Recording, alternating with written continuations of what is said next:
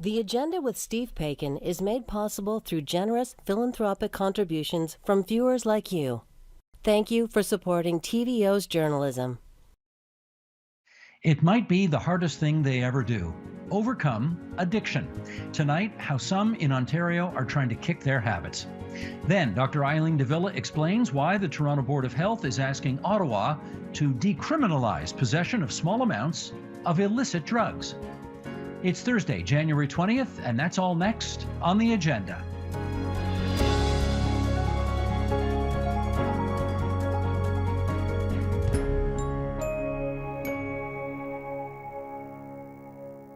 Addiction, sadly, is an age-old problem, but the numbers of people struggling today are simply terrifying, whether that's opioids or alcohol or meth, etc. A new TVO original documentary takes a close-up view of it here in Ontario and at some personal struggles to overcome addiction. It's called Come Clean. And joining us now are the Filmmakers. In Chelsea, Quebec, Derreck Roemer, and in the beautiful Blue Mountains of Ontario, there's Neil Graham. Gents, it's great to have you on a program. I saw the documentary. It is absolutely terrific. I got so many questions for you, but let's start with this. Derreck, why addiction? Why did you want to focus on that? Well, frankly, it's topical. I mean, before the pandemic ruled the headlines in the media, back in 2016, when I first got this idea, the opioid epidemic was what was in the headlines constantly on the news, in documentaries, investigative journalism. And just by chance, I came across an article in the Walrus called Oxytown, and it was featured the Chatham-Kent region of Ontario in the story. And so I kind of pitched an idea about a documentary about addiction to Neil, because for me, it wasn't solely about, oxy or opioids. It was about why there was such an increase in addiction in general. And so I pitched it to Neil, and we contacted Westover, and Neil had his own personal reasons for being interested in addiction. Okay, Neil, pick up the story if you would. Yeah, well, we always tend to think of addiction as happening to the other, someone other than us. But in my case, I had issues with my back, and I was given painkillers, and I took a very small portion of the painkillers that I was prescribed, and I became addicted. And I didn't know I was addicted until I went to come off the painkillers. And then it was a very difficult process of weaning myself off. And had it not been for the iron fist of my wife there to sort of guide me through the process, I really don't know what would have come to me, frankly. And I'm not someone who's typically prone to addiction. So it was a real surprise. And it gave, I think in life, sometimes we have these little windows, of opportunity into seeing a problem. And for me, this was the opportunity I had to think that this can really, it's not just a cliche. It really can happen to anyone. Well, Derreck, you decided to take your cameras into the Westover Treatment Center in southwestern Ontario. And I guess let's start here. Why that place for this subject?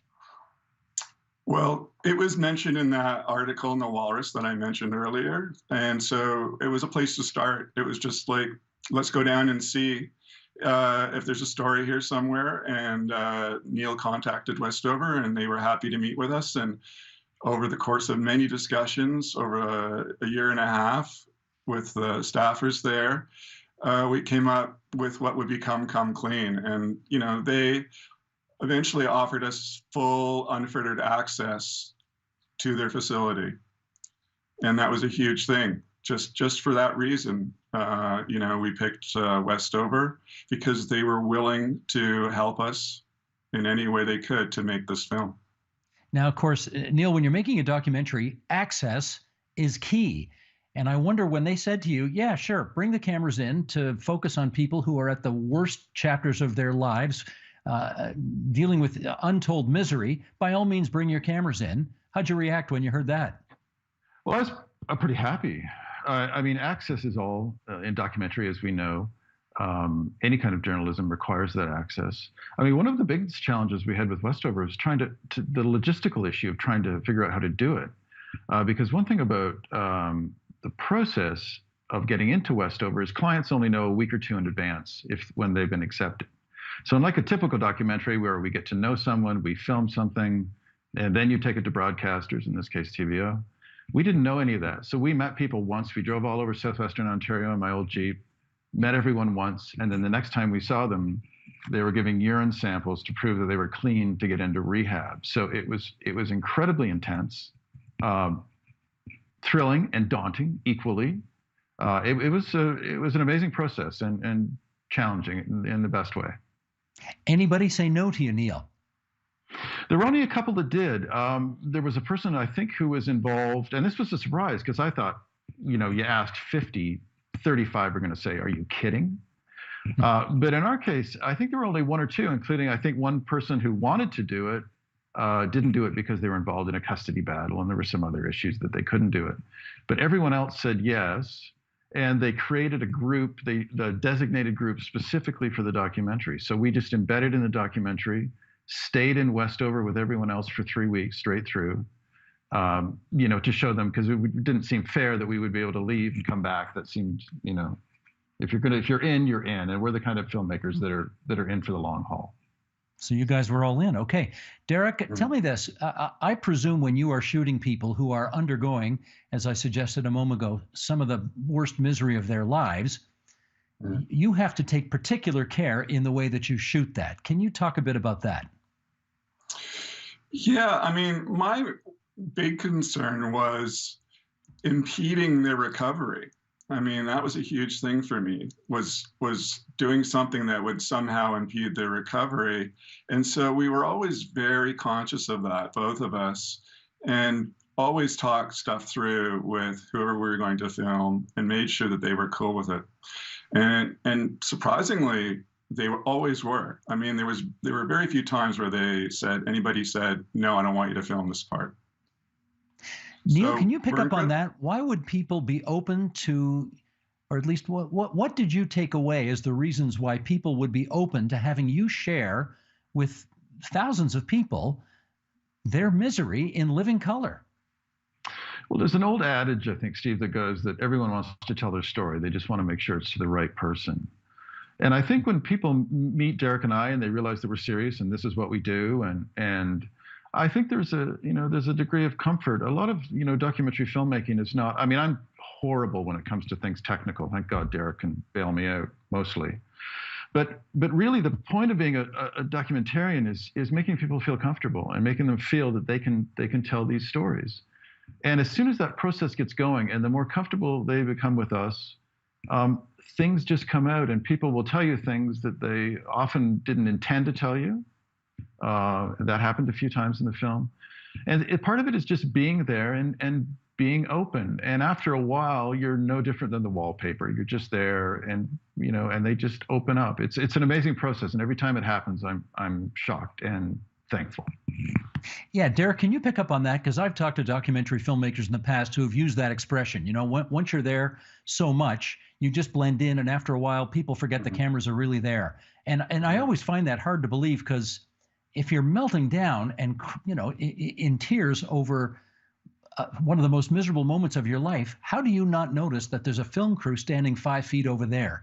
Did you really blend in? I think so. I mean, there are times when you really realize that that's the case, and it's incredible. It's incredible as a filmmaker to experience that. And I can't really tell you how it happens or why it happens. I mean, I think ultimately it's about trust. You hear Hollywood actors talk about having trust in their directors, and I think it's no different with documentary filmmakers and their subjects. There's a level of trust that has to be achieved for you to become part of the wallpaper, and for them to give you the deepest, darkest parts of their lives sometimes. Right. Okay, let's see some of your work. We want to show a clip now of a fella named Ryan. And I guess we should say you never use last names in this documentary. So this is Ryan, and he is a person struggling with addiction. So, Sheldon, if you would, let's roll this clip. What do you think your chances are of kicking this? I don't know. I don't think that there's a equation for figuring out your chances of kicking your addiction. I can honestly I don't know. It's gonna be hard. Probably the hardest thing I'll ever do in my life. He was right about that, Neil. Tell us a little bit more about Ryan. What's his story? Yeah, well, Ryan's a real favorite of mine. I mean, part of it is his age. You know, he wasn't yet 20 when he went into Westover. But he's someone who, you know, typical kid, small town, bored, not much to do, started smoking, you know, marijuana. And then it escalated. And all of a sudden he became this sort of drug kingpin in this little town. And what's astonishing to me about Ryan is that, you know, they always say that in the formative years of development, those teenage years, that the brain is so vulnerable to the effects of drugs. And yet somehow Ryan, despite the amount of drugs he's taken, which is astonishing, he still has this, you know, this incredible mental acuity. And this awareness that he has that of what he's doing and how it's destroying him and his family, it isn't enough for him to stop. And that struggle within him, which is really featured in Ryan's arc through the story, is, I think, really what makes him so compelling. Derreck, I need to ask you how emotionally invested you get in, for example, Ryan's story. And do you ever find yourself getting to the point where you want to just sort of grab him by the shoulders and say, come on, Ryan, we're all rooting for you. You got to do this. You got to get through this. Does that moment happen for you as a filmmaker? 100%, 100%. Yeah, I mean, I don't remember specifically having a conversation with Ryan in this moment, but there are times, sure, when you just want to reach out and help as best you can, you know, reach across that divide of filmmaker versus a subject and just talk to them as a human being, as a person. And we've done that all the time in this film and other films. I mean, and I think that getting back to that level of trust, I think that helps build that level of trust also between the filmmaker and the subject. Neil, how about you? Is there a line over which, as a filmmaker, you should not cross, but which you're tempted to because, after all, you are rooting for all of these people? It's a really complicated and then sometimes almost a dark relationship that you have with your subjects, because you know you oscillate between these two poles. One of you is a human and one of you is a filmmaker. And as the filmmaker, when you see things you know is going to be great on screen and you know it's going to help tell their story.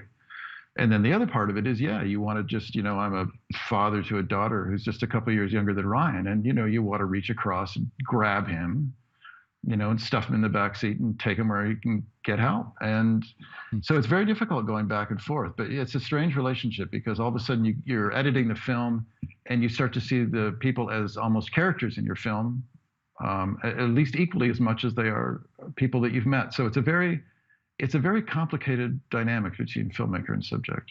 Mm-hmm. Derreck, are you able to stay in touch with people even after the filmmaking process is over and done with?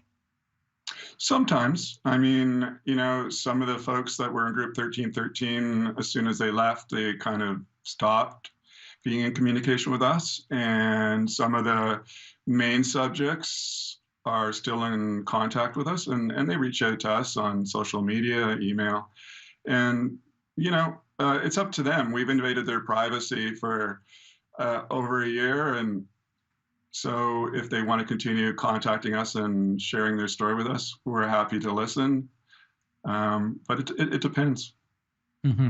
Neil, were there any people that you chronicled in your documentary who, after it was all said and done, approached you afterwards and said, gosh, you know what? I have such regrets about cooperating with you for this. I feel like you ripped my guts out and showed it for all the public to see, and I regret doing it.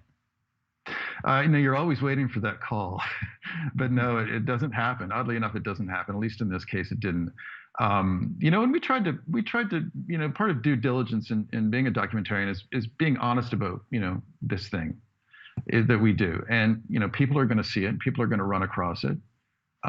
Your name's not going to be attached to it, but people that you know and work with will recognize it, and then the word gets out. So, you know, part of it is just being frank with people. And, yeah, again, it's just it's a very strange, a very intense relationship. And just to further what Derreck was saying, you know, when the filming is over, rather, you know, often people reach out to us, but at that point, you know, we don't probe them with questions about their addiction or anything else. You know, they've given us such access over a year and a half. If they want to call and just chat, it's not really our it's not our business to probe anymore. So we do respect that once the process is finished. Gotcha. Well, we're going to hear from some of the participants in your documentary in just a moment. And I guess, Derreck, I'll just ask you to finish up by telling us what insights you came to about people with addiction that you think might just go against what people in society typically think. Well, it's incredibly difficult once you leave treatment. I think a lot of people think you go to treatment and you're cured. And the reality is the real work starts once you leave. And, you know, in the film, Westover's staffers say, we only ask you to change one thing, and that's everything. You know, where you work, who you hang out with, where you live, who your friends are, how you behave. And that's like an insurmountable task for most of us, just to change one of those things. So that was a real revelation for me of how much work it is to recover. Well, I got to hand it to you guys. You chronicle it beautifully in this documentary. Derreck Roemer, Neil Graham. It's called Come Clean. It airs next Tuesday on TVO at 9 p.m. Eastern Time, and it will be available to stream on our website, tvo.org, thereafter. Thanks for coming onto the agenda and sharing some of your views about this really extraordinary piece of work you two have done. Thanks so much. Pleasure. Thank you. Okay, let's now talk to some of the people who know this story way better than others. They are featured in that documentary, and we'll just use their first names because that's how they're introduced in the doc. In southwestern Ontario, we welcome Chris and Annie, and also Laird Brush, who's the executive director of the Westover Treatment Center. And we're grateful to the three of you for coming on to TVO tonight. Okay, Annie, start us off. Why would you agree to be in this documentary? Well, when I was contacted with the date and everything, and I was told that this is what would be happening, there's a lot that goes through your mind because you really want to get in. And in the end, I think what really did it for me was the thought that, you know, if my story could help one other person, then it was worth it. Because, you know, there's a lot of us struggling with different stories. So I was just ready to give it all and let it go. Makes perfect sense. Chris, how about you? Why did you agree to be a part of this documentary? Some of the initial interviews that they did, they came into our house to do them, and they asked if I wanted to participate, and I said, sure. So I kind of got pulled along with the whole thing as they started it. I guess we should explain. You two are a couple, right? Yes. We are married, yes. There we go. Okay.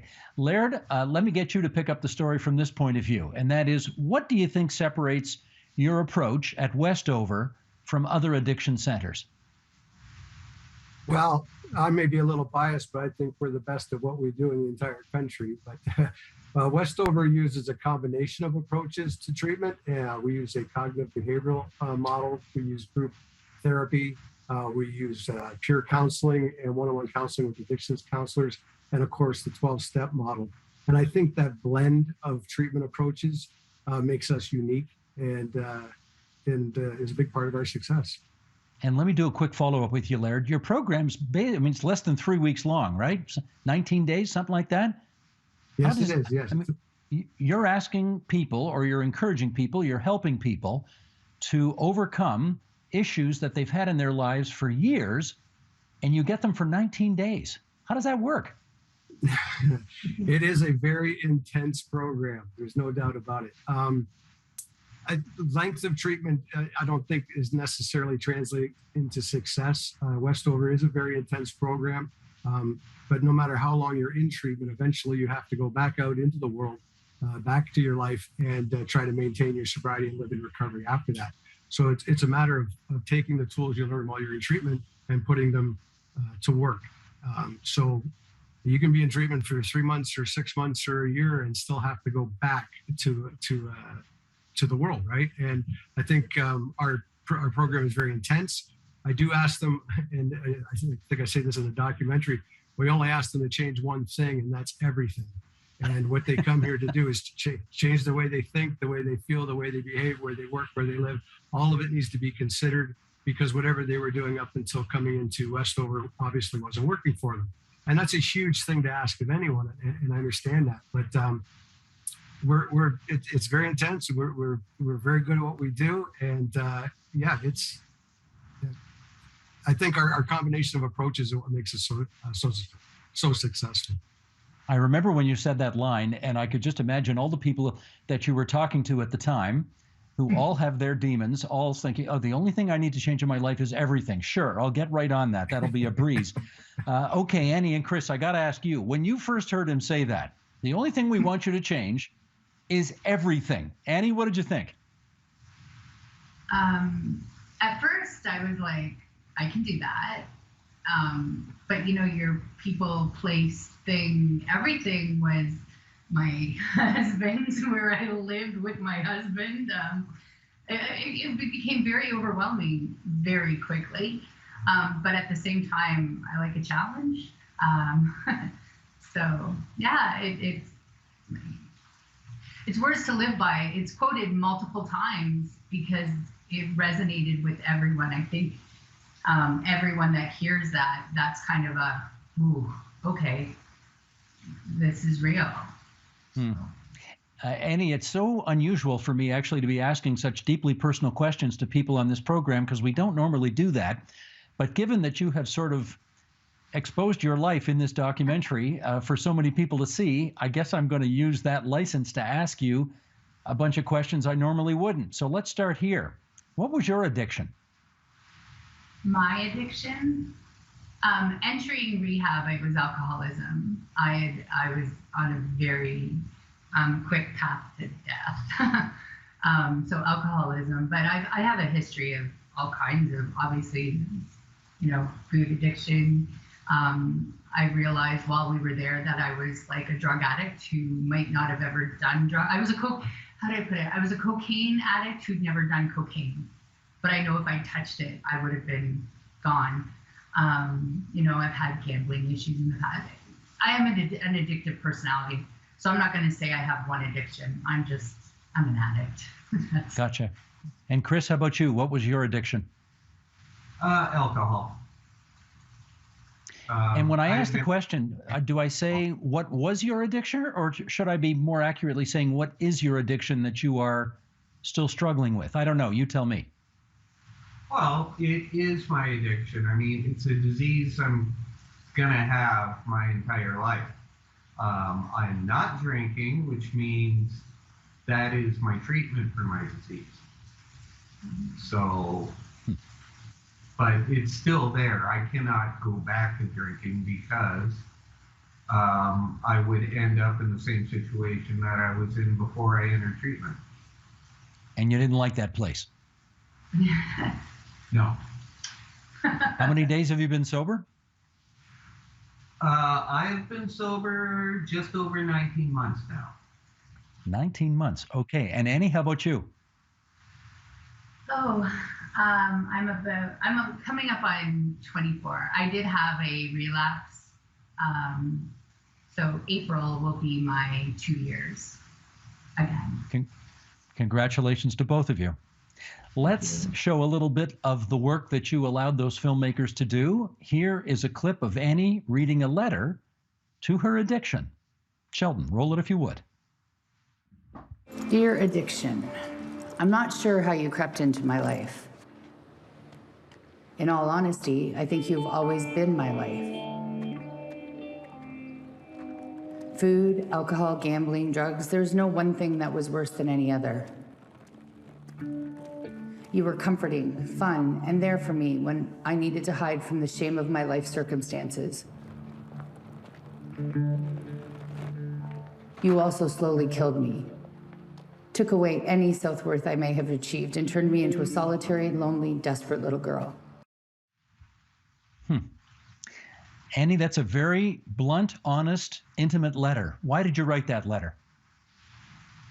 It was one of our assignments, actually. And it was, I think, fairly close towards the end, where we wrote a letter to our addiction. in a while. I don't remember what week it was, but and I took it and ran with it because I had a lot of harsh words to say, or yeah, it was absolute true emotion coming out. So. But Chris, I think one of the things we learn in this film is that as much as you can't stand your addictions, you also, I mean, at some level, you love them as well. What was your letter like? It was very similar. The group that I was in when I went to Westover, a few of us read each other's letters, and a lot of times there's that common thread all the way through them. But at the same time, like Annie said in her letter, it is something that is slowly killing you over time. Right. Laird, let me get you back into this. Obviously, writing the letter is part of the whole program at Westover. What other techniques are you using to try to get people to confront their addictions?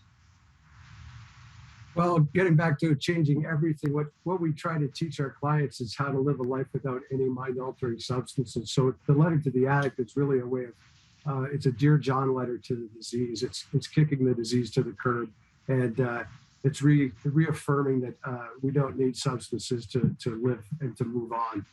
We do a lot of things. It's very much a psychoeducational approach to treatment. We teach clients different coping mechanisms and defense mechanisms. We have them look at the behaviors, the old behaviors that were causing their lives to be so miserable, and changing those into some more positive behaviors. Again, a lot of peer support, a lot of group therapy. Yeah, it's hard to. We jam an awful lot of information into 19 days, so it's a real challenge for the clients, and that's what I think comes across in this film. This film isn't about Westover; it's about the journey that people like Chris and Annie have taken, and the courage and faith that it takes to be able to make those wholesale changes. We can never forget that what we're fighting in terms of addiction is a disease that wants to kill us. And that's why when I say change everything, when you look at the alternative, it might make that choice a little simpler, not easier, but simpler. So by learning the life skills and the behavioral skills that they learn in treatment, putting them into practice when they leave us and go back to the world, hopefully that allows them to maintain their sobriety and have a better life, have some happiness. Laird, I notice in the movie, you're a no-nonsense guy. I mean, if people slip up, if they have a relapse, if they take a drink of alcohol that they've snuck in that they're not supposed to do, they are gone. Why are you so zero tolerance in your approach to that? Well, again, we're at Westover. Westover is an abstinence-focused treatment center, so our goal is to try and teach our clients to live a life without any mind-altering substances. So people are here, again, we're fighting a chronic progressive fatal disease. For someone to use while they're in treatment doesn't just put their recovery at risk, it puts everybody's recovery at risk, which really means you're putting other people's lives at risk. So it's not tolerated while you're here. Relapse can be part of the journey of recovery. It doesn't have to be, but it can be. Once they leave, if someone relapses that and learns from it, gets back into recovery and living an abstinent life, then that's really what we hope for. But to use while they're here just puts everybody's lives at risk, and I won't tolerate that. Well, let me pick up on that subject of relapse, because Annie, you did tell us just earlier that you've had a relapse since leaving Westover. And I guess, well, let's start with this. Why do you think that happened? Oh, that's an easy one. But actually, no, not easy. It was in the end, it's no one's fault but my own, as far as I didn't reach out for the help I could have. I didn't make the calls that I should have, and done everything that I have been taught to do that I need to do. What had happened, I was just, to be completely honest, I was tired of being told how strong I was. The circumstances of Chris and I's relationship that comes through in the documentary, right? He was drinking, I'm sober. And, I was making it, but it was like everywhere I went, it was like, oh, you're so strong. I could never do that. And, oh, you're so strong. I was in a group and I was, you know, the same thing. These women just kept saying, you're so strong. And I broke. I didn't want to be strong. And I literally did not want to be strong anymore. I was tired of fighting. I was tired of everything. And I consciously made the decision not to call somebody. And I consciously made the decision to pick up a drink. And Chris had said to me a lot, you know, I just can't communicate with you. I miss you. I miss my wife. So I sat there chugging back a drink going, is this what you wanted? Because here I am. Is this who you want? And then that was kind of the last drink I had, was that day. Because then I was like, okay, you know, it was I was tired. So I totally get that, Annie, but I'm wondering, you're going to face that situation again at some point in the future where somebody's going to say to you, my goodness, I'm so impressed with how strong you are and how you're dealing with all of this, et cetera, et cetera. How will you be able to make a different choice next time you run into those set of circumstances? Well, my life circumstances are different now, because then I was battling living with an active alcoholic, right? Trying to keep a marriage together, have a marriage, if you will. You know, I realize that, yes, I will have moments in the future, and I have an amazing support system out there and everything. But at that time, it was just the number one support that I wanted and I didn't have, if that makes sense. Yep. And it had been a long, what did I have? I had a year and a half of sobriety at that point, and I was just tired I was just plain exhausted. So, but I also know what it feels like to have had that relapse, and what I felt like, how angry I was at myself, like that I let somebody else, you know, let myself get in that mind frame based on somebody else. You know what I mean? Like, I never felt guilty about it. But it was a healthy anger. It was a healthy realization. And honestly, I felt like crap. And I don't ever want to feel like that again. Like, I just don't. It's just Gotcha. not worth it at all. I guess we should point out here that you two did not go into this program at the same time. Annie, you went first, and then Chris came later. And Chris, I guess I should ask you, are you a little, this is going to sound like a weird question, but are you a little bit surprised that you two are still together, given that Annie sort of got clean first, but you were still a mess at that point? Are you ever surprised you're still together? Actually, it was her relapse that kind of spurred me to get my life together, because it kind of showed me up close just the harm that it was doing, not only to me but to other people. And I didn't want to lose her. That's nice. That's a nice thing to hear. I think she'd like that too, by the looks of things. Laird, it's almost impossible to do an interview these days without asking about COVID-19, so here comes that moment. I presume doing what you do in the midst of a global pandemic is even harder than in normal times, yes? Yes. How so? Well, a couple of things. First, the pandemic, as everyone knows from media reports and whatnot, a lot more people are using substances since COVID-19 started. Alcohol sales have gone up dramatically. The opioid crisis is worsening. So there are a lot more people using substances, but that hasn't really translated into more people looking for treatment. I think the pandemic is, with isolation and loneliness and some of those unpleasant things that people have had to go through, that added stress, more people are using substances. But right now, those substances are working for them, so they haven't made a decision or haven't found the need to come and get help. We expect that to happen as the pandemic wanes and people realize they're still using, even though those stresses and pressures aren't there anymore. What we did find here at Westover, that when the pandemic started, a large number of treatment centers in the province closed their doors in response to the COVID-19. We never did. And we started to see clients coming from further away outside our normal catchment area, where we would get clients from Thunder Bay and Sault Ste. Marie and Ottawa and places all over the place where normally we would regularly get them in southwestern Ontario. So we saw a lot of people coming from further away to get help.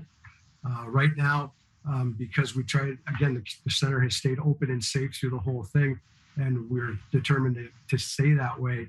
We require our clients to prove that they don't have COVID. They have to provide a negative COVID test before they come in. And recently that's become very difficult for people to do because they've changed the requirements around testing. So the number of people that are out actually getting through the door, some are testing positive, some have COVID, some aren't able to get tested. So that's reduced the number of people that are coming in. That's been a negative impact of the pandemic.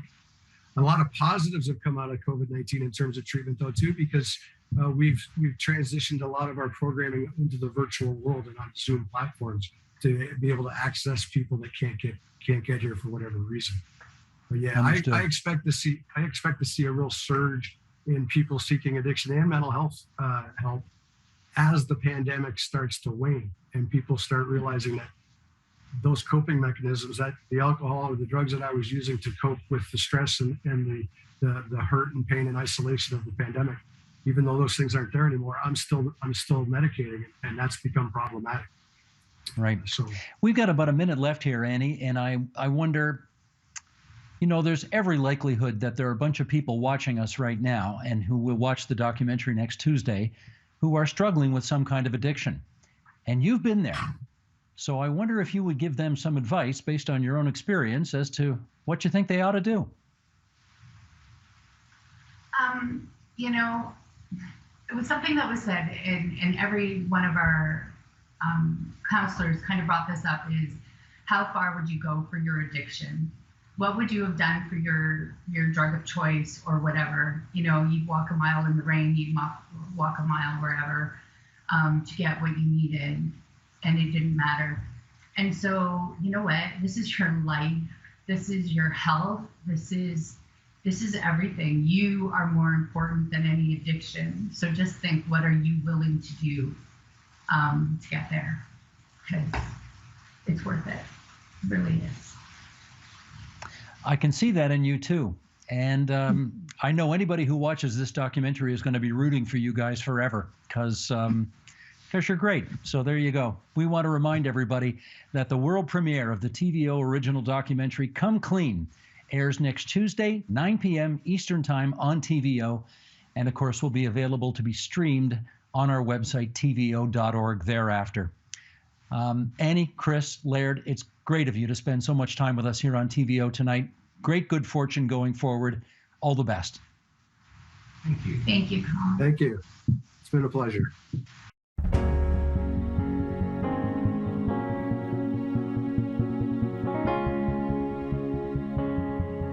Public health units in the 3 largest cities in Canada have all come out in favor of the federal government decriminalizing the possession of small amounts of illegal drugs. And they're not the only ones. What's the thinking behind this move? Let's find out from Dr. Eileen de Villa, Medical Officer of Health for the City of Toronto. Welcome back. Thank you for having me once again. Toronto's Board of Health recently voted in favor of decriminalizing small amounts of illegal drugs. How come? Well, I think that it was in response to a recommendation that we at Toronto Public Health put in front of the board, and it is out of a recognition that we are seeing significant health impacts in a very negative way on our population as a result of what can only be described as a drug poisoning crisis that's happening at this point in time. It's not new. It is something that predated the pandemic, but in fact has become worse and has been exacerbated by the conditions of the pandemic itself. So this was out of recognition that, the current methodology, the current approach to drugs and people who use drugs just simply isn't working. We are seeking as a public health department to optimize health, to maximize health for all in our city, and in particular to do so by reducing disparities in health. And the reality is that for people who use drugs, their situation has gotten worse, and that has actually been a negative impact on overall health of the city as the result. And we know that looking at the evidence that's out there, that decriminalization, changing our approach to drugs, is an important component of actually improving the health of people who use drugs and, frankly, our entire community as a whole. You mentioned that you're speaking from a public health point of view. Why should this be considered why should this be considered a health problem and not a question of crime? Well, I think we've seen that the current approach to drug use, and people who use drugs in particular, has maximized or magnified stigma and discrimination. And this in turn has actually been a negative impact, had an overall detrimental impact on the health of people who use drugs and, frankly, the entire community. Hence, what we're advocating for is an approach that actually treats this as a health issue, because it is a health issue. It is more than that as well. Clearly, health is not just a strictly healthcare managed proposition. There are many other components to this, which we call the social determinants of health. Things like housing and connectedness. These are things that are critical to the experience of health overall. But we know that the stigma and the stigmatization that's associated with the current approach to drugs, which criminalizes drug use and people who use drugs, really does take away from their health and actually takes away from the health of the entire community as a whole. What types of drugs would we exempt? So at this point in time, in contemplating the model that Toronto Public Health put forward for consideration by Health Canada, it does consider all drugs. There is much more conversation that clearly we need to have with our partners at Health Canada if an exemption is to be provided to allow for a change in approach, to remove criminal penalties for the possession of small amounts of drugs for personal use. That actually has to happen through Health Canada. What we've put forward to them is that our model contemplates all drugs. And we recognize that there are more conversations that have yet to be had with Health Canada partners before this can actually happen. But we're looking forward to those conversations so that we can actually change health for those who use drugs and for our entire community. I know you said that the conversations are ongoing, but there's a lot of questions on what this would mean. How and who would determine what is a small amount?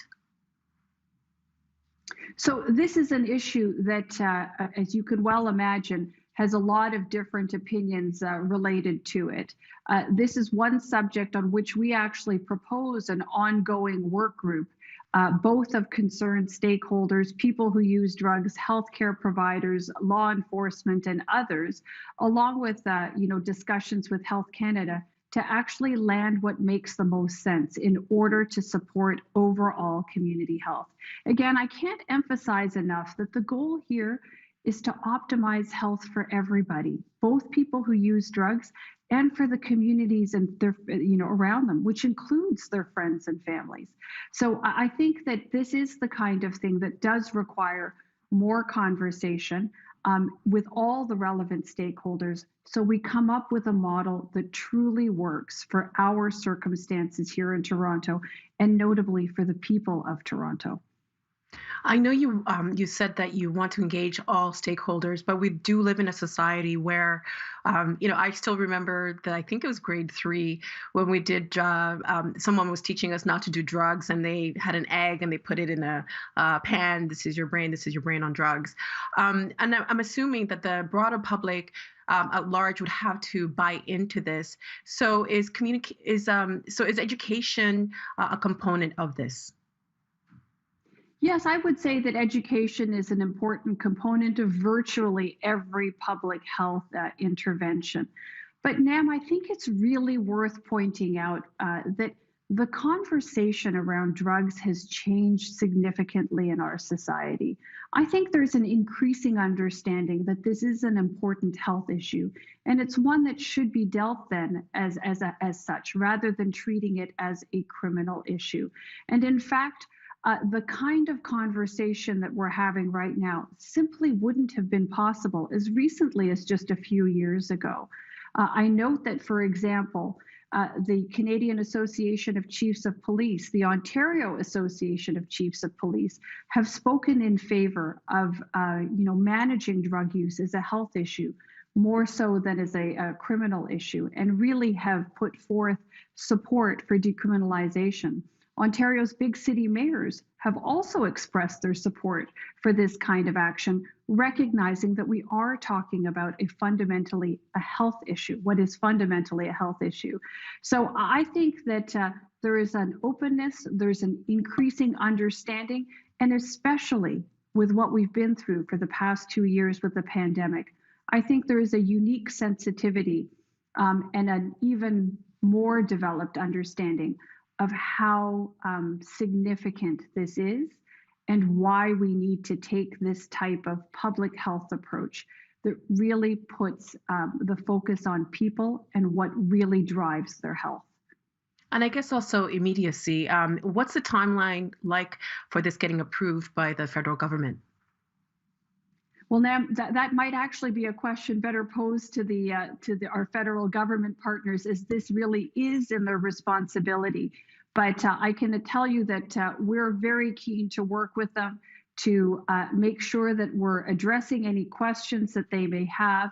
And of course, we're keen to make sure that we're doing the best that we can by the stakeholders who've participated in the process thus far, and those who will benefit, I think, from this kind of approach and this different way of looking at and actually approaching issues related to drug use.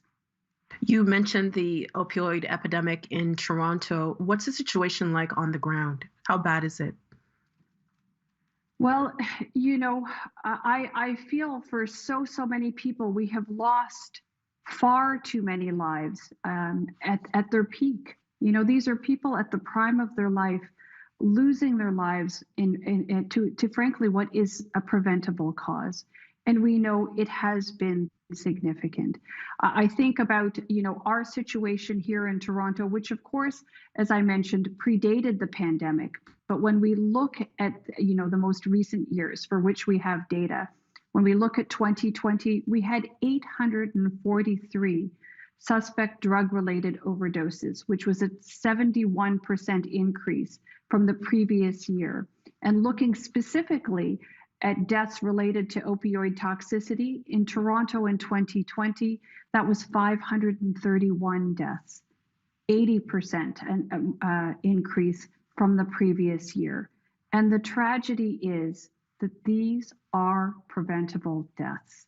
We have the knowledge, we have the power to do something different to save these lives and to optimize health.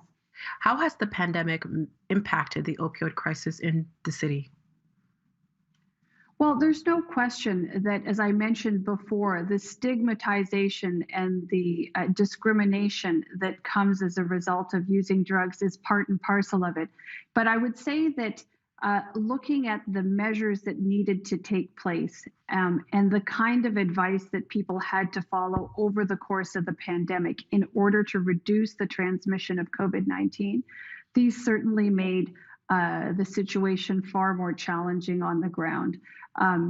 Things like isolating from each other meant that services like supervised consumption services and other harm reduction services were frankly less available, particularly during those peak times in the pandemic when there was a lot of COVID-19 activity and therefore an increasing amount of public health measures and restrictions. This certainly created more of a challenge for people who use drugs to get access to the necessary services and harm reduction supports to help them keep themselves safe. So that was certainly part of it. Add to that an incredibly toxic drug supply that's out there in the public, and you put these two things together. And it was a terrible combination. Hence, I think we saw the kinds of numbers that we saw in 2020 and straight into 2021 as well. The data for that year are still being tallied at this point in time. But I have to emphasize, Nam, we know from evidence and we know from the experience of other jurisdictions that there are things that we can do, of which decriminalization is one. If we add decriminalization to other measures to support better access to health and social supports, things like housing, supportive housing in particular, we know that we can make a difference and save lives and make for a healthier city overall. Safe supply has been a part of this conversation when we talk about decriminalizing small amounts of drugs, of illegal drugs. And I wanted to read you something by Gillian Kola and Carol Strike of the Dalla School of Public Health at the University of Toronto, writing in the Harm Reduction Journal. They write, research examining drug selling has found that it is a common income generation strategy among people who inject drugs, particularly among people who report daily drug use. When examining the relationship between people who use drugs and people who sell drugs, people who use drugs often describe high levels of trust when buying from their regular drug seller and consider a long and trusted relationship with the person selling them drugs as a source of protection against overdose. Given the overlap between the people selling and the drug using, do we need to reapproach? Do we need to rethink our approach to people who sell drugs as well? You know, Nam, I think that's a very involved and complex question. And I would say this, that you could see how relationships develop between people over time. I think that's a very natural human experience. The challenge, I think, of course, for many sellers of drugs out there on the streets and in our communities is that they may be far down the chain and may not know exactly what they're getting in their product. That's what we've noted. There are times where we have particularly toxic drugs and toxic combinations of drugs that are out there on the street. This often gives rise to series of overdose incidents, some of which unfortunately turn out to be fatal. I do think that we need to keep an open mind, though, which is, I think, what the researchers were getting at here. There's an opportunity for us to approach this with less of a stigmatized attitude, focused on how do we actually make connections with people who use drugs so that they are afforded the opportunities to experience better health overall. And better health is, yes, part and parcel related to drug use, but also is related to the many other social determinants of health that actually underpin an individual and a community's experience of health. As I mentioned, housing, connectedness, a sense of belonging, a sense of purpose. These are all important parts of experiencing optimal health and should be part and parcel of an approach that focuses on health, social supports, and just overall well-being. Because we don't know when this will happen, when these drugs will be decriminalized. Are there any other harm reduction strategies that the city is exploring? Yes, absolutely. We're constantly working with partners out in the community to make sure that we're putting out services and providing supports that are in keeping with the best available evidence, and of course, for which we have resources. So over the course of the pandemic, in partnership with a number of different colleagues, we've opened urgent public health need sites to allow for supervised consumption of drugs so as to protect people from overdose. We are in partnership with a number of other healthcare providers, notably our colleagues at South Riverdale Community Health Center and Parkdale Queen West Community Health Center on a provision of